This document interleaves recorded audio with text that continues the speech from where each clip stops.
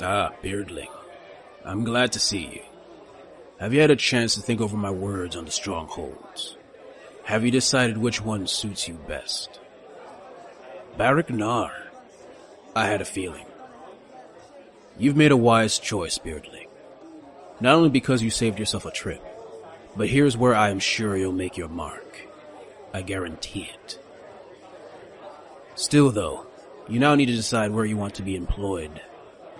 The code demands that you work for whatever you need in the stronghold, and through merit, advance in your position. Not only bringing profit to yourself, but the stronghold as a whole. It will probably be easier if you choose a type of employment that fits you best.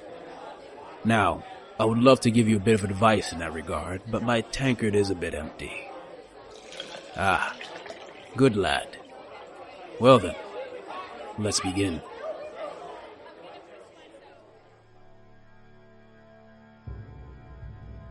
Before you even begin applying for a position, you need to get dressed. You may have noticed most of the Duerden outside are wearing armored suits. Even in the safety of the strongholds, old habits die hard. Better to have a suit and not need it, than be caught in a pocket of deadly air or a random attack from a manticore. Now, Arcanite armor is a marvel of engineering, more complicated than anything you might have worn in your old holds. It is an airtight suit consisting of an oxygen tank, maglock boots, vision-enhancing lenses, and other equipment that makes life in the sky possible. It is also so heavy that even a Duerden could wear it effectively. Thankfully, the lighter-than-air substance Ether Gold solves that issue. The miraculous mineral changed the suit from a hindrance to a powerful barrier against any foe, both natural and chaotic. Aether Gold is also vital for our weapons as well. And the weapons Aether Gold has allowed us to develop are miraculous. Now, I understand you're proud of the black powder weapons of your old home. I'm sure those thunderers can put the fear of the old gods into most foes. But those weapons, as efficient and well-crafted as they are, have remained unchanging for generations. And look how well that worked for them during the Age of Chaos. No, ever-advancing Aether weapons are the way to go. And the options are endless. Billow guns that spew lethal gas at your enemies. Volley pistols that fire focused beams of solid aether at your foes in rapid fire. And if you're more inclined for up-close combat, Arcanite cutters and Aethermite hammers powered by aether charges inflict truly satisfying wounds on the enemy. Trust me, once you go aether, you'll never go back. And you won't have to worry about the cost, Beardling. You will find sellers more than willing to lease you a suit, only requesting to take a share of your profits until the suit is paid in full. With some interest, of course. How much is the interest? Well, it depends on the seller. But I suggest you find some truly profitable ventures as quickly as you can. Once you get equipped, you need to get yourself a job. I'm inclined to think working on the stronghold itself would get real boring for you rather quickly. And more importantly, your profit margins would be fairly small. The price you pay for safety. But working on an Aether Hulk or a Cloud Dredger probably wouldn't do either. Mining is not something you're built for. It's danger that boils your blood. It seems a position on the Arcanite Sky Fleets is what you need. The type of ship you'll most likely be stationed on is an Arcanite Frigate. These are the mainstay of the fleet. A perfect balance of speed, firepower, and transport capacity.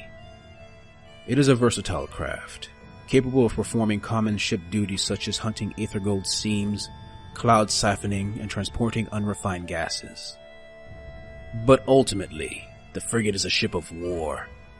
Its main gun can hold a heavy sky cannon or a heavy sky hook to attack large targets. Its bow-mounted ship turret contains aether-shot carbines that lay down salvos of fire. When a more explosive option is needed, they can throw down grudge settler bombs to take out groups of enemies, or sky mines to attack aerial threats.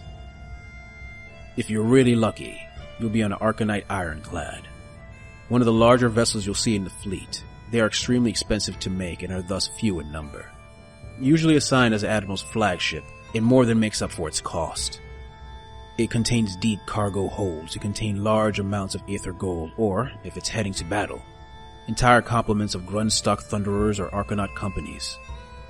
When in combat, it fires a battery of bow-mounted gas carbines that rain death on the foe.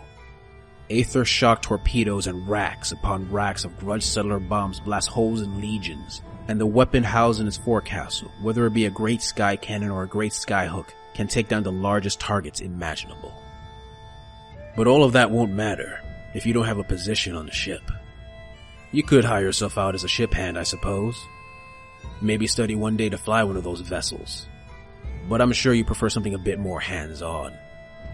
My suggestion? Try for the Arcanite Company. These are the main fighting infantry of the strongholds.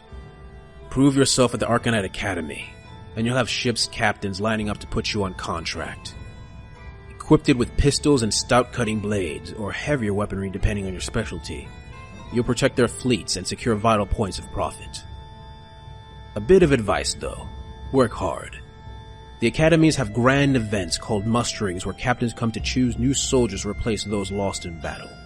If you go through 3 musterings without getting chosen, you must settle for a lesser position, such as mining or fishing.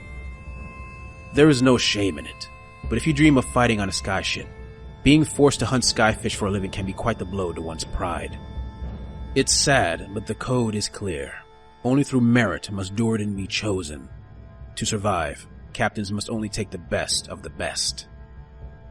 Later on down the line, you might find yourself equipping an Aether Edrin and becoming a Sky Warden. Formed from the elite members of the crew, they are a fighting force that fly around the battlefield as one Duradin floating platforms, either taking down foes with heat-generating vulcanizer pistols, or obliterate them with sky mines or timed explosives. If you're more mechanically inclined, you might also consider the Endrin Riggers, also equipped with Aether Edrins. They float around the ships, maintaining them and enhancing their systems when needed. It requires a bit of schooling at an Endrinier Academy, but in many ways you'll be more vital than any infantryman. You keep the ship in flying shape, and in the wilds outside the stronghold, your skill may be the only difference between getting home alive or crashing into the ground below. If you're really confident in your abilities, maybe consider the Grunt Corpse. These are the elite fighting forces of the Kharadron Overlords, and the requested cut of the shares and adventures show it. This company only accepts the very best, and with training at Grunt Stock academies, turn those hopefuls into a very skilled and very expensive whale-oiled machine. The units you will most likely be chosen for if you're selected for this illustrious company are the Grunt Stock Thunderers or the Grunt Stock Gun Haulers. If the captain needs some specialized boots on the ground, he will hire the services of the Grunt Stock Thunderers. These elite fighting forces carry the very best infantry weapons that Kharadrons have to offer. Aether shot rifles lay a high rate of firepower into foes, while Aether cannons shoot larger shells for a bigger punch. Not to mention mortars and fumigators for taking out clusters of weaker enemies. Seeing a Grunt Stock honor bearer proudly raising his company standard as they rush into battle is a sight to behold, Beardling. If the captain decides he needs an extra ship or two, he may instead purchase the services of a few Grunt Stock gun haulers. A small two-Duradin craft that is bristling with weapons, it uses speed and overwhelming firepower to harass the enemy. Purchase enough of them, and they become a swarm that surrounds a foe and cuts them to pieces in short order, killing them before the enemy has a chance to react. Now once you choose a profession and are assigned to a ship, you better know who to nod to respectively when you get there. The general rule, of course, are the Duradin with the biggest beards, but it's probably a good idea to know what the Duradin attached to those beards actually do. The first are the warrant officers. These are technicians and specialists hired by ship captains to help them gain some profit in the wild skies. Without the skills gained by studying in their various guilds, Kharadron Overlord life would be impossible.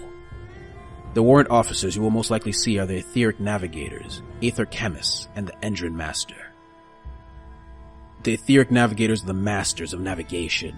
Their vast skills in that area allow them to chart courses in the most hostile of environments, whether it be mundane storms or unnatural magical currents.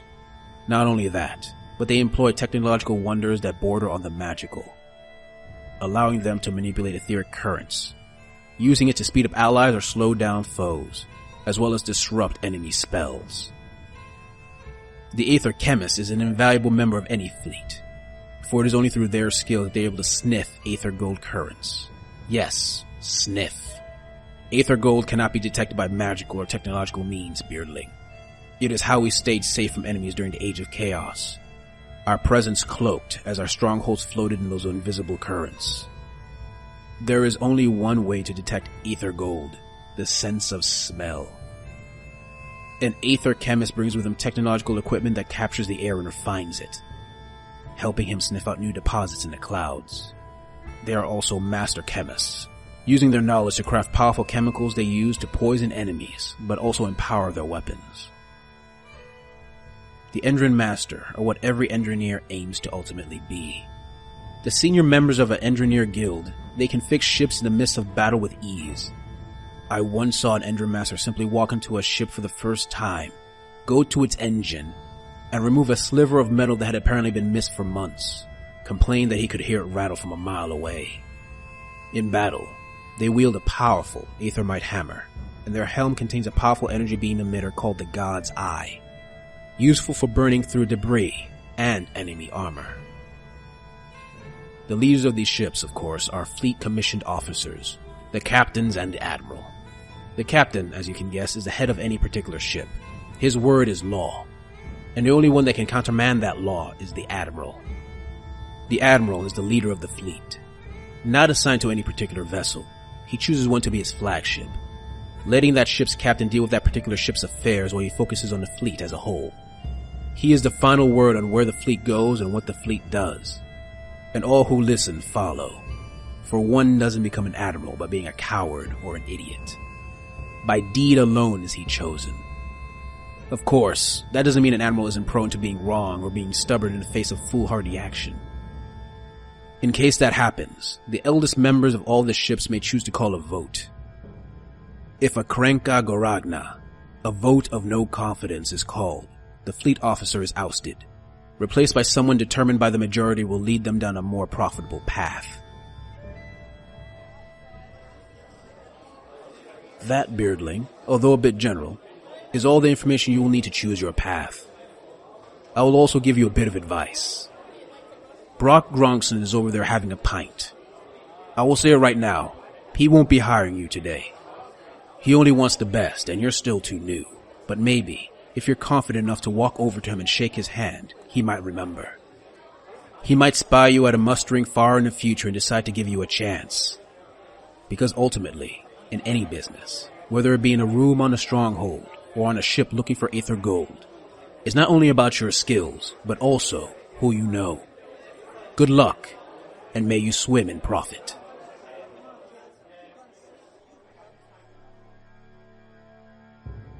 Hey guys, this is Arvandus, and I want to say I hope you enjoyed this video. If you like these short stories / descriptions of various races in Age of Sigmar, please like, subscribe, and comment, and I'll keep doing it. Not only Age of Sigmar, perhaps other games that I have interest in. Anyway, thanks for listening, and see you next time.